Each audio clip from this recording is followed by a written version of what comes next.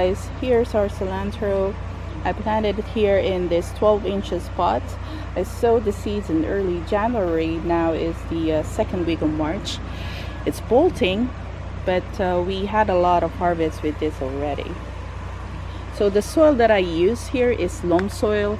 I put a lot of vermicast and compost, so it really has a lot of nutrients and moisture. So the key to grow this cilantro successfully is the soil.